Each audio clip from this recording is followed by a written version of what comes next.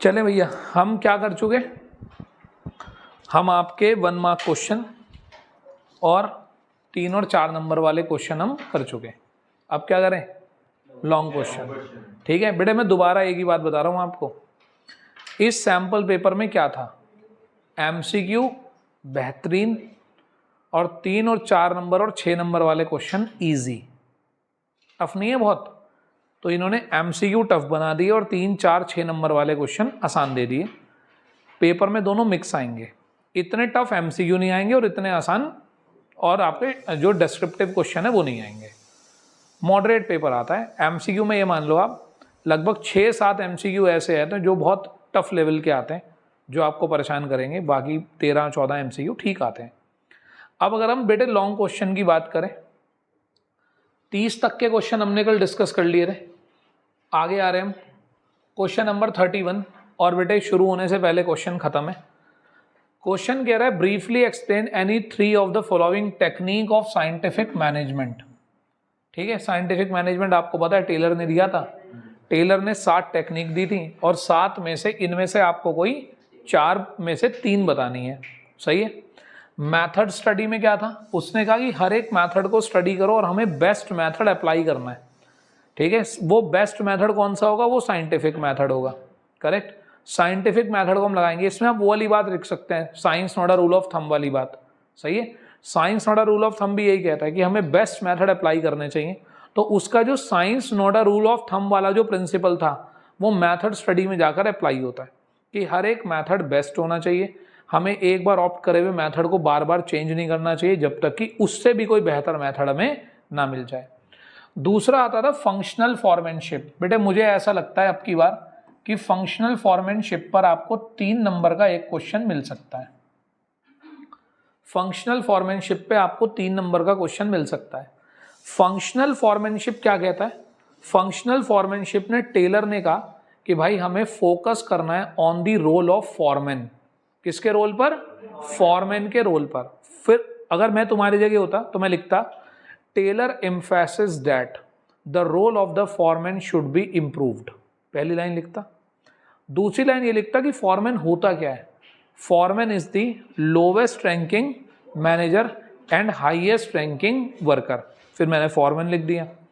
फिर मैं ये लिखता कि टेलर ने ये बोला है कि एक जो फॉरमैन है वो फैक्ट्री फ्लोर के सारे काम मैनेज नहीं कर सकता, तो इसलिए उसने कहा कि एटलीस्ट 8 फॉरमैन होने चाहिए और उसने उसे 2 पार्ट में डिवाइड करा। 4 प्लानिंग इंचार्ज होते हैं और 4 प्रोडक्शन इंचार्ज होते हैं। समझ में आती है बात। इंपॉर्टेंट टॉपिक्स में भी है ये, टेलर की टेक्निक्स हमने इंपॉर्टेंट टॉपिक्स में पढ़ी है। क्लियर, अगर आप बाई चांस भूल जाए तो इंपॉर्टेंट टॉपिक्स में जाकर एक बार पढ़ लेना। उसके बाद बेटे तीसरी थी स्टैंडर्डाइजेशन। ठीक, टेलर की पूरी टेक्निक का नाम है स्टैंडर्डाइजेशन एंड सिंप्लीफिकेशन। स्टैंडर्डाइजेशन का मतलब था कि एक बार आपने जो प्रैक्टिस ऑप्ट कर ली वो आप बार बार उसको यूज करें और वो एक स्टैंडर्ड प्रैक्टिस हो। हर काम को, छोटे से छोटे काम को करने का भी एक स्टैंडर्ड तरीका बना ले। दैट मीन्स एक यूनिफॉर्मिटी ले आए, रोज उसको बदले ना। इवन इतना छोटा सा काम कि जैसे सपोज करो ऑफिस में आप प्रिंटिंग के पेपर लेकर आए हो, प्रिंटिंग के पेपर लाकर आपको कहाँ रखने हैं, बस उसे भी मत बदलो भाई, उसे भी वैसे ही रहने दो। कोई टूल्स आप कहाँ रख रहे हो, कोई मशीन आप कैसे चला रहे हो, गोडाउन में ले जाकर माल कैसे जो है आप रख रहे हो, हर चीज़ की क्या बना दो, एक यूनिफॉर्म प्रैक्टिस बना दो और उस यूनिफॉर्म प्रैक्टिस को बार बार चेंज मत करो, स्टैंडर्डाइज्ड कर दो हर काम को। आप एक चिप्स का पैकेट लेते हैं और हर बार उस चिप्स के पैकेट का टेस्ट बिल्कुल सेम होता है। आ रही है बात समझ में। अगर आप उसके 10 पैकेट भी ले लेंगे और 10 के 10 को खाएंगे तो भाई उसमें सबका टेस्ट बिल्कुल सेम मिलेगा, क्योंकि उसको जो बनाने का प्रोसेस है वो बिल्कुल स्टैंडर्डाइज्ड है कि अगर इसको फ्राई करना है तो इतने डिग्री पर इतनी देर तक करना है, अगर मसाले डालने हैं तो 100 kg में इतने kg ये वाले मसाले डालने हैं, इतने kg ये वाले। तो हर बार उसका जो टेस्ट है वो 99% कैसा होता है, सेम होता है। समझ में आती है बात। तो क्या फॉलो कर लिया कि स्टैंडर्डाइज्ड प्रोसेस, उसको बार बार आपको तोड़ना नहीं है। Clear, any doubt to anyone. अगला पॉइंट आता है मेरे बेटे डिफरेंशियल पीस वेज सिस्टम। इसके अंदर 2 बातें थी, डिफरेंशियल पीस वेज। पहली बात तो किसी को भी फिक्स सैलरी नहीं मिलेगी, किसी को भी फिक्स सैलरी नहीं मिलेगी। पीस वेज सिस्टम, आपको जो वेजेस मिलेगी वो पर यूनिट के हिसाब से मिलेगी। पहली बात तो ये। अब एक और बात समझना मेरी, मैं इसीलिए ना बहुत स्लो बोलता हूँ जब आपको ऐसी बात समझा रहा होता हूँ, और छोटे छोटे सेंटेंसेस बोल के रुक जाता हूँ। छोटा सेंटेंस बोलता हूँ, रुक जाता हूँ। आप भी पेपर में एक छोटा सेंटेंस सोचो, उसे लिखो बस। बहुत सारा एक साथ मत सोचो। अगला सेंटेंस, फिर छोटा सेंटेंस, फिर आगे बढ़ जाओ। समझे बात? तो उसने पहले तो कहा कि हम पर यूनिट वेजेस देंगे, हम फिक्स सैलरी किसी को पे ही नहीं करेंगे। दूसरी बात, उसने कहा हम एम्प्लॉयज को, अपने वर्कर्स को डिफरेंट कैटेगरीज में बांटेंगे। वो कैटेगरीज होंगी दो। कौन सी? Efficient and non efficient worker. यानी कि he divided the worker into two categories, one is efficient, one is non efficient. फिर अगली लाइन में हम बताएंगे एफिशिएंट वर्कर कौन है। एफिशिएंट वर्कर वो है जो स्टैंडर्ड जो आउटपुट है हमारी, जो हमारी प्लान्ड आउटपुट है उसको पूरा कर देता है। हमारा इनएफिशिएंट वर्कर कौन सा है? जो स्टैंडर्ड आउटपुट को पूरा नहीं कर पाता। जो स्टैंडर्ड आउटपुट को पूरा कर देता है हम उसे हाई रेट से वेजेस देंगे, जो स्टैंडर्ड आउटपुट को पूरा नहीं कर पाता उसे हम लो रेट से वेजेस देंगे।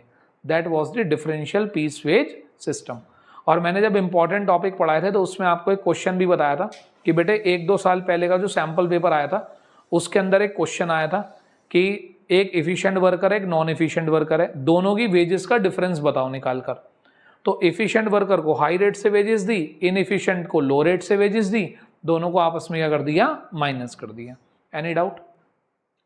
बेटे उसके अगेंस्ट आए थे हमारे प्रिंसिपल्स, किसके?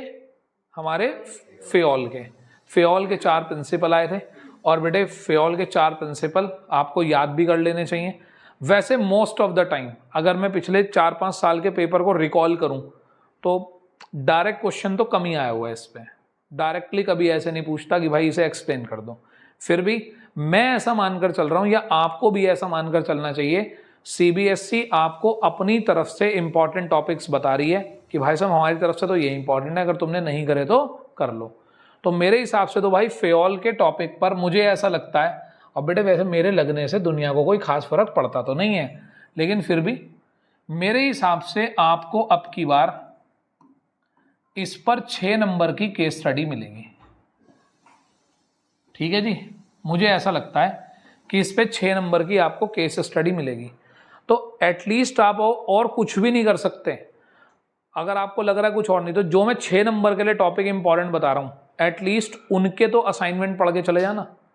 जो मैंने आपको हाल फिलहाल में केस स्टडीज के दोबारा असाइनमेंट भेजे हैं और भेजे हैं एक्स्ट्रा वाले अपने नोट से अलग, एटलीस्ट 6 नंबर वाली बड़ी बड़ी केस स्टडीज तो कम से कम करके जा सकते हो।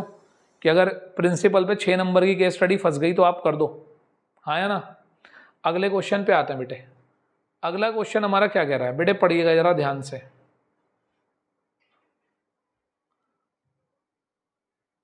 देखिए क्या लिखा है। The pros and cons of each alternative need to be वेड।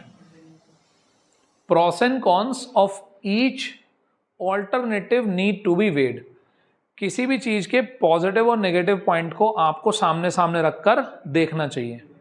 आराम से सुनिए। Name and explain the logical step in the process of planning which are followed by the managers before performing the step highlighted in the above statement.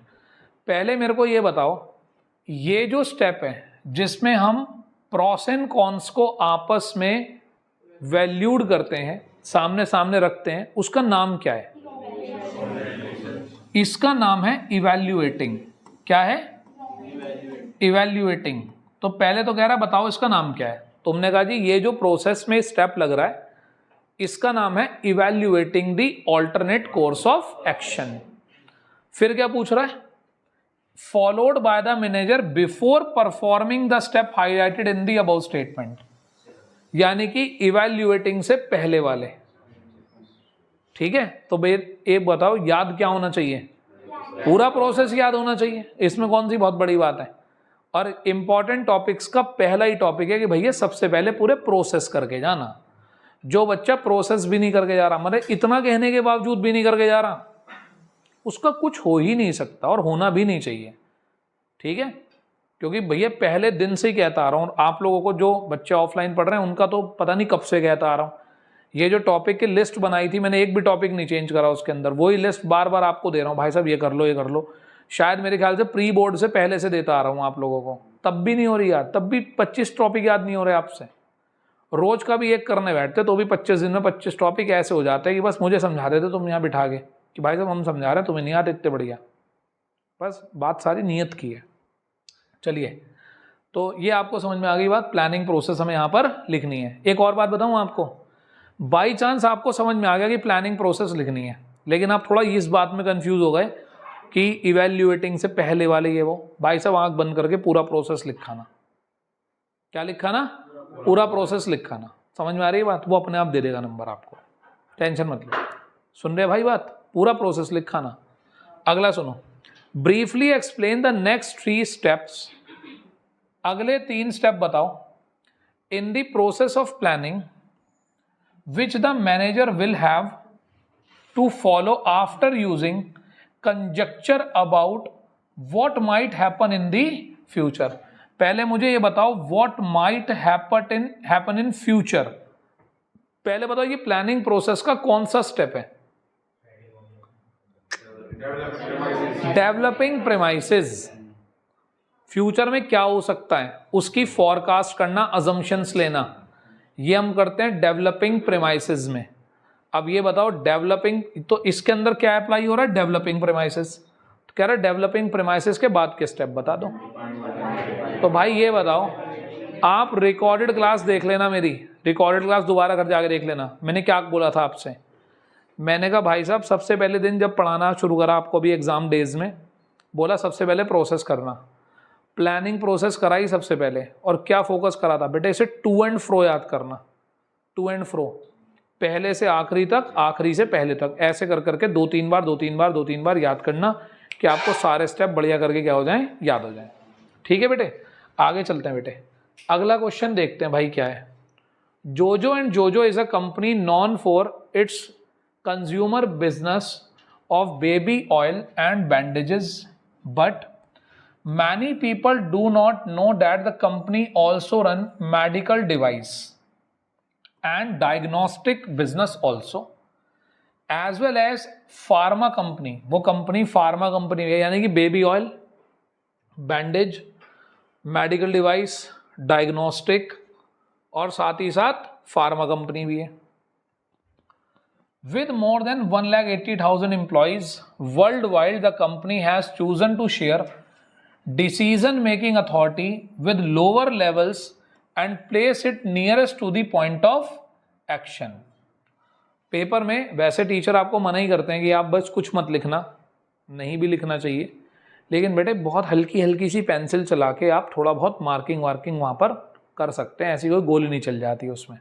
हाँ, ऐसा नहीं कि उसे घिस घिस के काला ही कर दो और फिर उसके फर्रे बना बना के पड़ोसी को देते रहो, ले भाई मैंने लिख लिया, ले पेपर फाड़ तू ले ले। सही है बेटे, इन कामों को मना करा जाता है कि आप वहाँ कोई गड़बड़ वाला काम ना करें। हल्का हल्का आप, बिल्कुल हल्का हल्का सा, जो केवल आपकी आँख ही देख पा रही हो, मार्क कर लो, ब्रैकेट लगा लो, कोई इंपॉर्टेंट सा पॉइंट आ रहा हो तो उसमें कोई कुछ नहीं कहेगा आपको। Therefore the response does not take time। बेटे दोबारा से मैं इस लाइन को पढ़ रहा हूँ, ध्यान से सुनिएगा। Company has chosen to share decision making authority with lower levels। Company ने डिसाइड करा कि चलो हम अपना डिसीजन दूसरों के साथ क्या कर लेते हैं, लोअर लेवल्स के साथ बांट लेते हैं। मुझे नहीं पता अभी क्वेश्चन ने क्या पूछा है, लेकिन मुझे ये लाइन पढ़कर किसकी याद आ रही है? किसकी? डिसेंट्रलाइजेशन की। अब एक बच्चा कह रहा भैया सैंपल पेपर ने तो डिसेंट्रलाइजेशन दे रखा है, आपने अपने इंपॉर्टेंट क्वेश्चन में क्यों नहीं दिया? बेटे मैंने क्या कहा है, इंपॉर्टेंट टॉपिक करो प्लस सैंपल पेपर करो। मेरा टारगेट तो सारे टॉपिक कराने का है, जो उसने नहीं दिए वो मैंने दे दिए। समझे बात? डिसेंट्रलाइजेशन मुझे पता था मुझे यहां कराना है तो मैंने वहां नहीं दिया आपको। समझे बात? तो डिसेंट्रलाइजेशन आप सबको पता है, शुरू से ही बहुत इंपॉर्टेंट टॉपिक है, और इसका छोटा भाई डेलीगेशन, वो भी बहुत इंपॉर्टेंट है। तो भाई अभी तक की बात यह है, मुझे यहां लग रहा है कि डेलीगेशन की बात कर रहा है। Therefore the response does not take time, इसलिए रिस्पॉन्स में ज्यादा टाइम नहीं लगता। क्लियर? आगे चलते हैं। This propagates the belief that people are competent, capable, and resourceful who can get a chance to prove their ability, and enables the company in identifying those executives who have necessary potential to become dynamic leaders, so that checking required on the decision taken by lower level of the management is the least. This makes it possible to evaluate performance at each level, and at each department can be individually held accountable for their result. सही है? By quoting the lines given above, identify and briefly explain the benefit of the concept discussed above. अब पहले तो मेरे को ये बता दो कॉन्सेप्ट कौन सा अप्लाई हो रहा है यहां पर. ठीक, एक मिनट. कॉन्सेप्ट आप कह रहे हैं डिसेंट्रलाइजेशन अप्लाई हो रहा है. कौन सा क्वेश्चन था हमारा? 33. देखो बेटे, यहां लिखा हुआ है, ये मैंने साथ में सॉल्यूशन रखा हुआ है. सही है? क्या नाम है? डिसेंट्रलाइजेशन. Importance of decentralisation. ठीक, डिसेंट्रलाइजेशन हमारे लिए इंपॉर्टेंट क्यों है, और ये लिखना है आपको बाय कोटिंग दी लाइंस. अब अगर आप घर से डिसेंट्रलाइजेशन की इंपॉर्टेंस याद करके गए हो तो पहला तरीका क्या है? पहली इंपॉर्टेंस लिखो. उस इंपॉर्टेंस से रिलेटेड अगर आपको कोई लाइन सामने दिखाई दे रही है तो पहले इंपॉर्टेंस आपने याद करी हुई लिखी, लाइन सामने से उठाई, 2 वर्ड शुरू के, 2 वर्ड लास्ट के, और बीच में क्या लगा दिया? Dot dot dot. पूरी लाइन लिखने की जरूरत नहीं है. क्लियर होती है यहां तक की बात? इसका सॉल्यूशन मैं आपको एक बार पढ़ा देता हूं.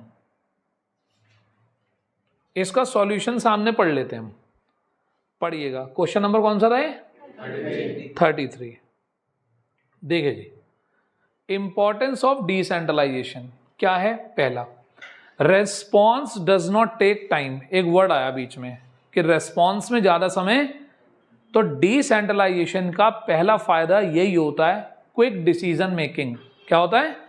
डिसीजन मेकिंग बहुत जल्दी हो जाती है. तो पहला फायदा है आपका क्विक डिसीजन मेकिंग. दूसरा, सेकंड है who can get chance to prove their ability. लोगों को मौका मिलता है कि वो अपनी एबिलिटी को क्या कर सके? प्रूव कर सके. तो develop managerial talent for the future. अब मेरी एक बात समझना मेरे बेटे, ध्यान से बिल्कुल. ये वाली जो लाइन लिखी है ना, ये जो लाइंस हैं इन पर ध्यान देना है आपको. अब जरा देखो, who can get a chance to prove their ability. तो ये एनसीईआरटी का पॉइंट है. ये एनसीईआरटी का पॉइंट है, develop managerial talent for the future. ये इंपॉर्टेंस में लिखा हुआ पॉइंट है एनसीईआरटी का. सही? तो मैं आपसे क्या कह रहा हूं कि पहले ये हेडिंग लिखना, उसके आगे ये लाइन लिखना, और उसके बाद इस हेडिंग को क्या कर देना? एक्सप्लेन कर देना. तीसरा है identify those executive who have necessary potential to become dynamic leader. ये लाइन, इस लाइन को पढ़कर कौन सा पता चलता है? Develop initiative among the subordinate helps decentralisation to promote self reliance and confidence. यानी कि आप ये कह सकते हो डेवलपमेंट ऑफ दी सबॉर्डिनेट्स. तीसरा इंपॉर्टेंस क्या है? डेवलपमेंट ऑफ दी सबॉर्डिनेट्स इससे होती है. क्लियर हो गई यहां तक की बात? अगला कह रहा है this makes it possible to evaluate performance at each level. ये लाइन यूज हो रही है. तो भाई सबसे लास्ट का पॉइंट कौन सा यूज हो रहा है कि डेलीगेशन से क्या होता है? बेटर कंट्रोल आता है. क्लियर है? तो सिंपल सी बात, अगर आपने इंपॉर्टेंस याद करी हुई है तो पहले तो आपने ये आइडेंटिफाई कर लिया इसमें कॉन्सेप्ट कौन सा लग रहा है. कॉन्सेप्ट लग रहा है डिसेंट्रलाइजेशन. क्या पता पेपर में डेलीगेशन आ जाए. डेलीगेशन क्या होता है? जब हम ये काम, देखो एक बात बताता हूं आपको, ये बात कैसे पता चली कि इसके अंदर डिसेंट्रलाइजेशन था? एक बात देखना यहां पर ध्यान से आप.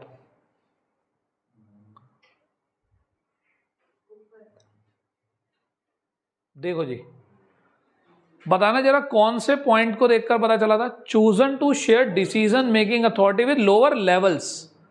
बेटे जब हम डिसीजन मेकिंग अथॉरिटी लेवल्स के बीच में बांटते हैं, आपको पता है आपके 3 लेवल होते हैं, टॉप, मिडिल और लोअर. ये तो होता है ये तो होता है आपका डिसेंट्रलाइजेशन।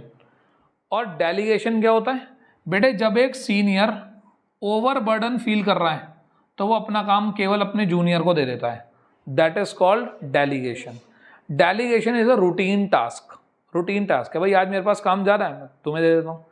लेकिन डेलीगेशन में आप अपनी अथॉरिटी या मान लो आप अपनी अकाउंटेबिलिटी किसी को नहीं दे सकते। रिस्पॉन्सिबिलिटी वो एक्सेप्ट कर लेगा, अथॉरिटी आप उसे दे दोगे, लेकिन अकाउंटेबिलिटी फिर भी आपकी रहेगी। डिसेंट्रलाइजेशन में आप अपनी अथॉरिटी रिस्पॉन्सिबिलिटी दूसरों के साथ बांट लेते हैं। भाई कल से तू जिम्मेदार है, अब तुझे बना दिया हमने जूनियर मैनेजर, अब तू देख लियो ये काम कैसे करना है। तो बेटा ये बताओ कौन से टॉपिक इंपॉर्टेंट हुए, डिसेंट्रलाइजेशन और डेलीगेशन। सही है, दोनों की इंपॉर्टेंस भी करके जानी है। यहाँ डिसेंट्रलाइजेशन दे रखा है, क्या पता पेपर में डेलीगेशन आ जाए। सही है, कर लिए टॉपिक ये नहीं, अजी कर लिए तुमने, बातें बनवा लो बस, घूमना फिरना पूरा चाहिए। हाँ जी, क्वेश्चन नंबर 34 लास्ट क्वेश्चन हमारा, ठीक, पढ़िए जरा। Coco limited offers a wide variety of chocolate products. It has an action programme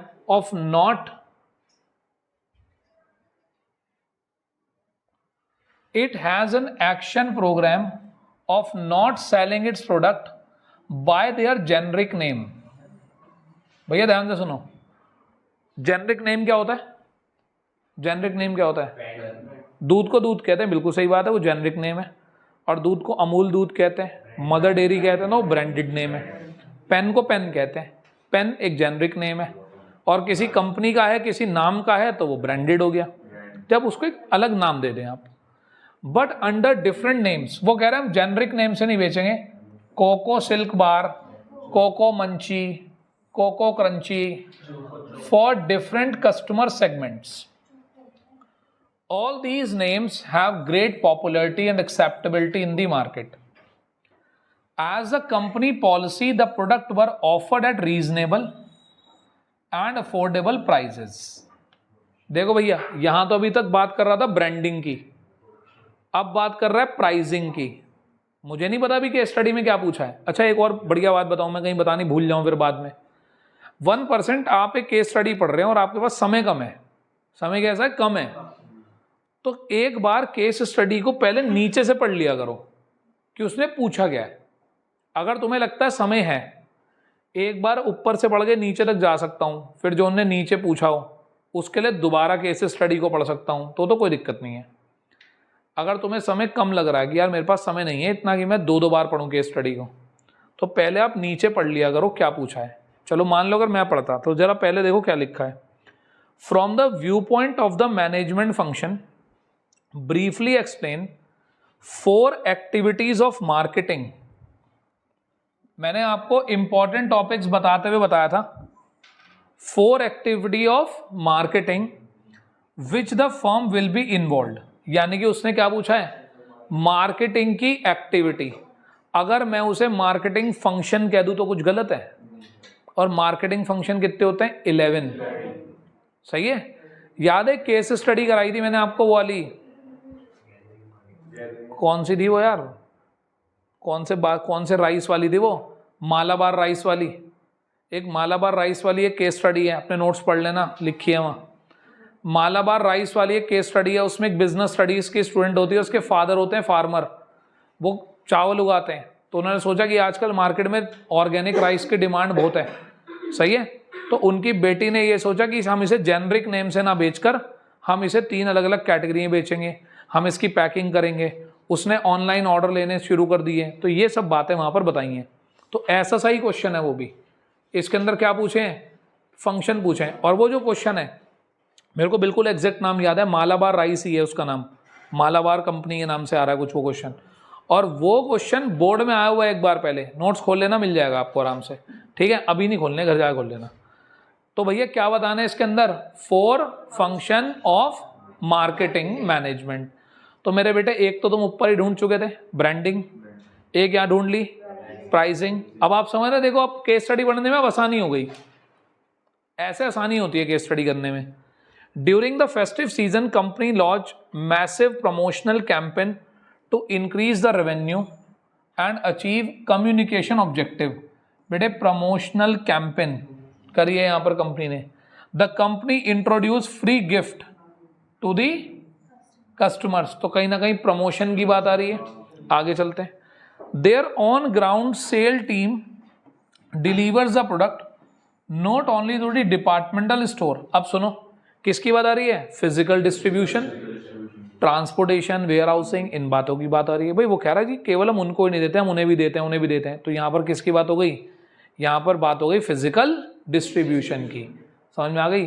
तो ब्रांडिंग लग गया, प्राइसिंग लग गया, प्रमोशन लग गया, ठीक। उसके बाद आप ये कह सकते हो कि यहाँ पर आपका फिजिकल डिस्ट्रीब्यूशन अप्लाई हो गया। क्लियर। तो these are the functions of marketing management. भाई क्लियर होती है, कोई समस्या है यहाँ पर।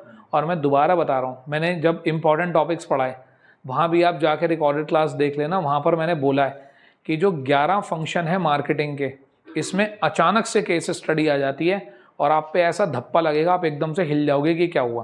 पर अब नहीं है कोई टेंशन, एटलीस्ट आपको ये पता है कि हाँ मार्केटिंग फंक्शन के ऊपर केस स्टडी आ सकती है।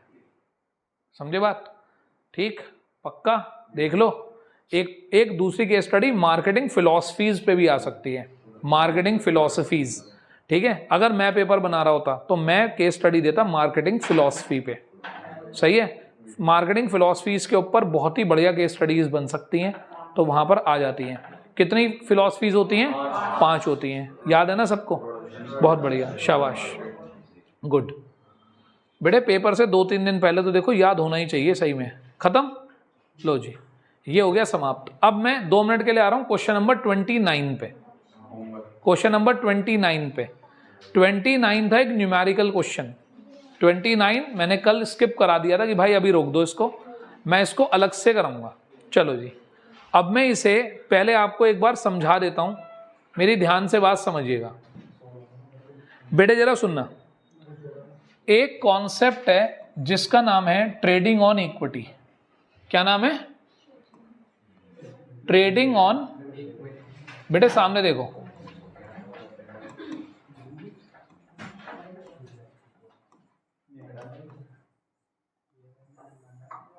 क्या नाम है कॉन्सेप्ट का, ट्रेडिंग ऑन इक्विटी। सही, सामने देखिएगा सभी लोग बिल्कुल ध्यान से। ट्रेडिंग ऑन इक्विटी में क्या होता है, सबसे पहला होता है EBIT, earning before interest and tax, या आप इसको PBIT भी कह सकते हैं, profit before interest and tax. उसमें से हम माइनस करते हैं इंटरेस्ट। क्या माइनस करते हैं, ये आपके अकाउंट्स में भी यूज होता है। फिर उसके बाद जो बचकर आता है हम उसको बोलते हैं EBT, अर्निंग बिफोर टैक्स। फिर उसमें से माइनस करते हैं टैक्स। फिर उसके बाद आ जाता है आपका अर्निंग आफ्टर टैक्स। अब बेटे सुनो मेरी बात ध्यान से, क्या आ जाता है, अर्निंग आफ्टर टैक्स, ठीक। हम सबको सब कुछ दे चुके हैं, अब जो सारे पैसे बचे हैं वो बचे हैं शेयर होल्डर्स के लिए। किसके लिए, शेयर होल्डर्स के लिए बचे। अब मेरी बात बिल्कुल ध्यान से सुनिएगा, यहां तक कर लिया, ये आ गया, ठीक। अब अगर कोई आपसे कहे कि भाई साहब EPS, अर्निंग पर शेयर क्या होता है, earning after tax divided by number of shares, ठीक है जी, ये होता है। हाँ या ना, क्लियर। अभी भेज देंगे फोटो, फोटोग्राफर रख ले वहीं को, इतनी बड़ी रिकॉर्डेड भेजूंगा, उससे चैन नहीं आएगा, फोटो खींच ले हम पहले। हद है यार, बिल्कुल ही बच्चों वाली। हाँ मतलब मैं पढ़ा रहा हूँ फोटो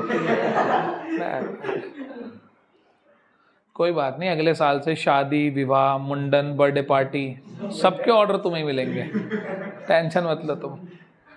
अदनान भाई फोटोग्राफर। बेटे इस बार जब नौचंदी का मेला लगेगा तो वहां पर जहां वो एक सॉफ्टी की दुकान लगती है शुरू में, उसके बराबर में आप ध्यान से देख लें, वहां पर अदनान भाई का फोटो स्टूडियो लगेगा।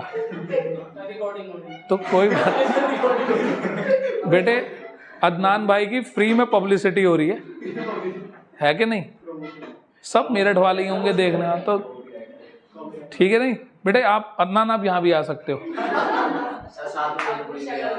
एक बार आप सबको हाय कह सकते हो आके। और अदनान मुझे एडिटिंग करनी नहीं आती, मैं ऐसे डाल दूंगा। ठीक है, नहीं भाई नहीं, इतना नहीं बताना, चुप रहो बस। ठीक है, चलो चलो चलो छोड़ो। हाँ एक मिनट दीदी, सैंपल पेपर दिखाना मेरे को। ठीक है, तो मतलब अब की बार थंबनेल पे अदनान भाई का फोटो आ जाए। अदनान बुराई नहीं है वैसे इसमें कुछ। अदनान तू भी कुछ बना लिया अगर, उसमें मेरी फोटो लगा दी अगर, है कि नहीं। चलो चलो मेरे बेटे, कोई बात नहीं, चलो मेरे बेटे शांत। अब आपके यहां पर बेटे क्वेश्चन नंबर 29 आया है, 29। चलो पहले मैं आपको एक बार क्वेश्चन पढ़ा दूं दोबारा से। अबे यार ऐसे मत कहो, नहीं कहो हाँ। देखो जी, क्वेश्चन नंबर 29 ये रहा, आराम से पढ़िए। एक्चुअली क्या आप थोड़ा सा लिख दिया ना तो अब आपको समझ में आएगा कि मैंने वहां कहां लिखा है और ये क्या लिखा हुआ है यहां पर। Krish limited is in the business of manufacturing and exporting carpets and other home decor products. ठीक है, बहुत बढ़िया बात है। उनकी शेयर कैपिटल है 70 लाख रुपीज। कितनी? 70 लाख रुपए और 100 रुपए का एक शेयर। तो भाई एक बात मुझे समझ में आ गई, उसके पास 7000 शेयर हैं। कितने शेयर हैं? 7000 शेयर हैं और 100 रुपए का एक, तभी कितने बैठे हैं? कितने बैठ गए? गलत तो नहीं कर दिया मैंने? 7000 ही बैठेंगे ना, या गलत करा कुछ? हाँ 70,000 बैठेंगे भाई, 70,000 बैठेंगे। 70,000 शेयर 100 रुपए का एक, बस बस बस 70,000 शेयर 100। बेटे मैं देखो, तुम्हें पता है गरीब आदमी, तुम्हें पता है 1000 से ऊपर गिनती जाती नहीं, मैं कंफ्यूज। ठीक, तो 70,000 शेयर हो गए 100 रुपए का एक। ठीक है, क्लियर? अच्छा जी, ये अच्छा नंबर ऑफ शेयर पहले ही निकाल के रख लो आप अपने पास, ये तीनों चीजें पहले ही रख लो अपने पास निकाल के। आगे कह रहा है company is considering major expansion of its production facility and want to raise 50 lakh. ठीक है जी, 50 लाख रुपए वो और उधार लेना चाहते हैं। The finance manager of the company mister Prabhakar has recommended that company should raise fund amounting by issue 7% debenture. बेटे इसका मतलब मेरी बात ध्यान से सुनना, रेट ऑफ इंटरेस्ट कितना है? 7%। इसे मैं कह सकता हूं कॉस्ट ऑफ डेप्ट। क्या कह सकता हूं? 7% है। अब सुनो, कितना छोटा सा डिसीजन है। अगर मुझे पैसा 7% पे मिल रहा है तो बस मुझे यह बताना है कि मुझे कमाई कितनी हो रही है। अगर मुझे कमाई 7% से ज्यादा हो रही है तो मुझे पैसे उधार ले लेने चाहिए। और जब मैं अपनी कमाई निकालूं, और जिसकी मैं निकालने की बात कर रहा हूं कि क्या निकालेंगे, उसे हम बोलते हैं ROI। क्या बोलते हैं? तो इस क्वेश्चन में मुझे एक बात पता चल गई कि क्वेश्चन में कॉस्ट ऑफ डेप्ट, कॉस्ट ऑफ 7% है। अब मुझे क्या कैलकुलेट करना है? ROI निकालना है, और ROI को कंपेयर करना है कॉस्ट ऑफ डेप्ट के साथ। रिटर्न ऑन इन्वेस्टमेंट को कंपेयर करना है कॉस्ट ऑफ डेप्ट के साथ। अगर मेरी रिटर्न ऑफ इन्वेस्टमेंट ज्यादा है तो बिल्कुल मैं डेप्ट लूंगा, और अगर कम है तो मैं डेप्ट नहीं लूंगा। This concept is called as trading on equity. तो ट्रेडिंग ऑन इक्विटी मान लो 3 नंबर में आ गया। What do you mean by trading on equity? तो कहना जी, trading on equity is a concept in which we take the advantage of the डेप्ट element in the capital structure. किसका फायदा लेते हैं? डेप्ट एलिमेंट का।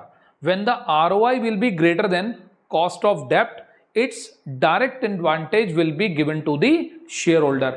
भाई एक बात बताओ, सीधी सीधी बिल्कुल देसी बात हम करें, मैं 7% पे पैसा उठाऊं और 15% पे लगा दूं, सीधा सीधा मैंने कितना कमाया? 8%।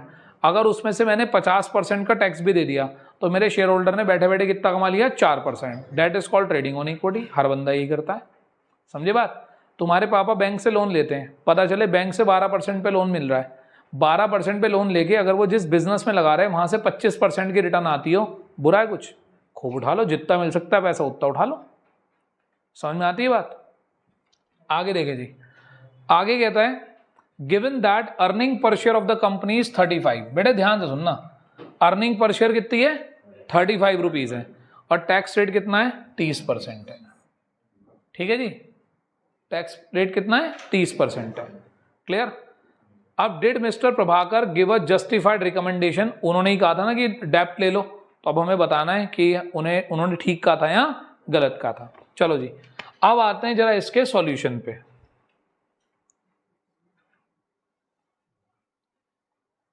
देखो जी भाई साहब, मुझे एक बात बताओ, बेटा ध्यान से सुनना। ईपीएस कितना दे रखा था 35 रुपए, ईपीएस दे रखा है 35, ईपीएस दे रखा है 35, अर्निंग आफ्टर टैक्स मुझे नहीं पता, और नंबर ऑफ शेयर, ठीक है जी, मल्टीप्लाई करके क्या निकल आएगा, अर्निंग आफ्टर टैक्स कितना,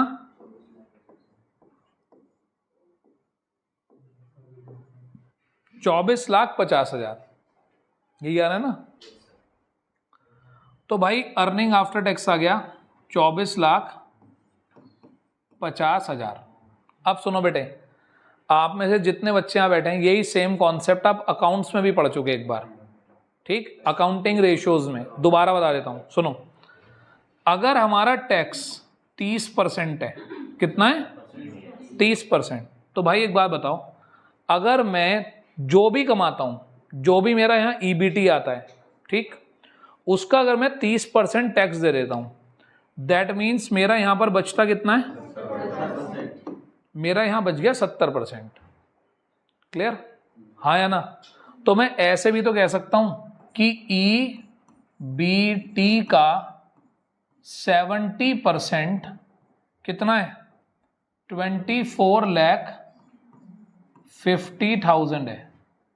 तो भाई ईबीटी कितना निकल कर आ गया 24,50,000 डिवाइडेड बाई 70%, परसेंटेज हटा के अपोजिट साइड में क्या आ जाएगा 100, तो 24,50,000 डिवाइडेड बाई 70 मल्टीप्लाई बाय 100। इसे सॉल्व करके बताओ कितना आया।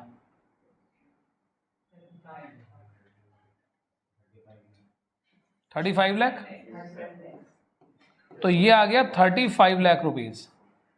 सही है। ये बेटे हमारा क्या निकल कर आ गया ईबीटी, 35 लाख रुपए मेरा क्या निकल कर आ गया ईबीटी निकल कर आ गया। आप इसे पूरा करने के लिए, अगर इसे आप पूरा करने के लिए टैक्स निकालना चाहें तो आप निकाल सकते हैं। लिख दीजिए यहां पर कितना आ गया 10,50,000। सही है भाई, मैंने इसमें से इसको माइनस करके 10,50 यहां लिख दिया, या आप 35 लाख का 30% निकाल लो तब भी कितना आएगा 10,50,000। सही है, हाँ या ना। लोन कितने का लेने की बात हो रही थी 50 लाख रुपए का लोन लेने की बात हो रही थी। अगर हम 50 लाख का लोन लेते और उस पर हमें इंटरेस्ट देना पड़ता तो कितना देते हम बेटे 50 लाख का 7% कितना देते 3,50,000, 3,50,000 रुपीज हम क्या देते इंटरेस्ट देते। हाँ या ना। तो बेटे अगर मैं इन दोनों को ऐड कर दूं तो इन दोनों को ऐड करके ऊपर कितना आएगा 38,50,000। ये हमारी क्या निकल कर आ गई ईबीआईटी। करेक्ट, हाँ या ना, पक्का। अब मेरे बेटे यहां तक का काम नहीं बनेगा, ईबीआईटी तो हमने निकाल दी। हमारे पास रेट ऑफ इंटरेस्ट थी 7%, कितना था 7%। अब हमें क्या निकालनी है, अब हमें निकालनी है आरओआई। तो भाई ये बताओ आरओआई का फॉर्मूला क्या होता है, EBIT upon capital employed, EBIT upon capital employed, ये होता है।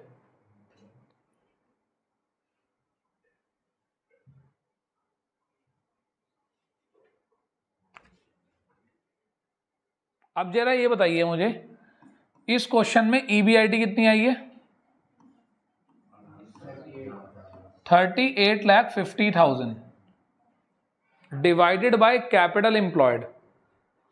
पहले से हमने 70 लाख रुपीज लगा रखे थे और हम 50 लाख रुपए और लेना चाह रहे हैं, तो अब हमने कितने पैसे लगा दिए बिजनेस में, 1 करोड़ 20 लाख रुपए डिवाइडेड बाई 1 करोड़ 20 लाख रुपए मल्टीप्लाई बाय 100।